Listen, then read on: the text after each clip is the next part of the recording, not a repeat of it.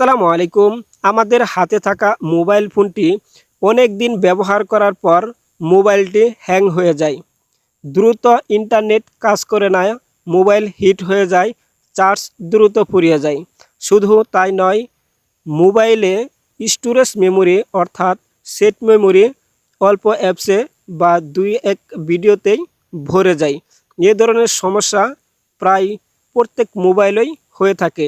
তখন আমরা অ্যাপসগুলো আপডেট দেই। একটি সেটিংসের মাধ্যমে কিভাবে পুনরায় নতুন মোবাইল ফোনের মতো আপডেট দিয়ে নিয়ে আসতে পারেন। দুটি অপশন দেখাবো। প্রথম অপশনে আপনার মোবাইল থেকে কোনো কিছু ডিলিট হবে না, অর্থাৎ আপনার মোবাইলে যা কিছু রয়েছে সব থেকেই যাবে। দ্বিতীয় আরেকটি অপশন দেখাবো। এই অপশনটি আমি নিজে আমার মোবাইলে রিসেট মারব। এই দ্বিতীয়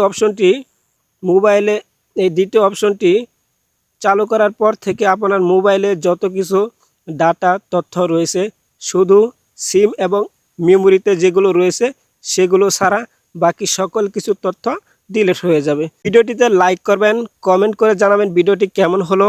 নতুন হয়ে থাকলে সাবস্ক্রাইব করে পাশে থাকবেন। দেখতে থাকুন মূল ভিডিও। এই কাজটি করার জন্য প্রথমে আপনার মোবাইলে থাকা সেটিংস অ্যাপসে ক্লিক করে সেটিংসের ভিতরে প্রবেশ করতে হবে। দেখেন আমি আমার মোবাইলে সেটিংস অ্যাপসে ক্লিক করে সরাসরি সেটিংসের ভিতরে প্রবেশ করলাম। প্রবেশ করার পর একটি অপশন খুঁজে বের করতে হবে, রিসেট নামক একটি অপশন খুঁজে বের করতে হবে। খুঁজে বের করতে দেরি হবে, এই জন্য দেখেন উপরে সার্চ বক্স রয়েছে, এই সার্চ বক্সে লিখে সার্চ করব RESET।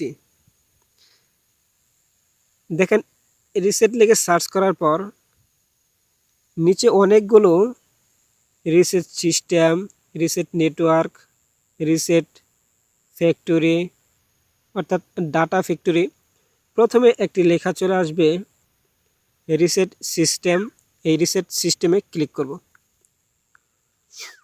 ক্লিক করার পর এখানে দুটি রিসেট সিস্টেম চলে আসবে। প্রথমটি হচ্ছে reset network settings, reset wifi Bluetooth and others network settings to their defaults.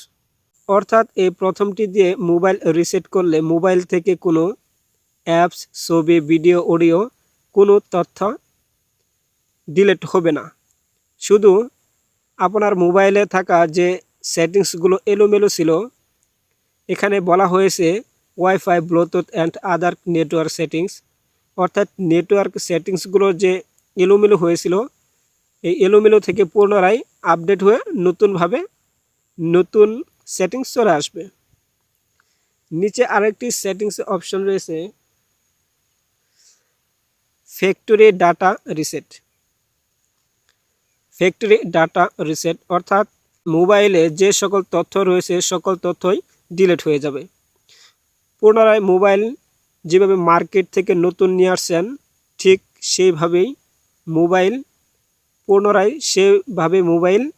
হয়ে আসবে যদি ডাটা ফ্যাক্টরি রিসেট মারা হয়। অডিও, ভিডিও, অ্যাপস, আপনার জিমেল, ইমেল, ফেসবুক, টুইটার যা কিছু আছে সব চলে যাবে।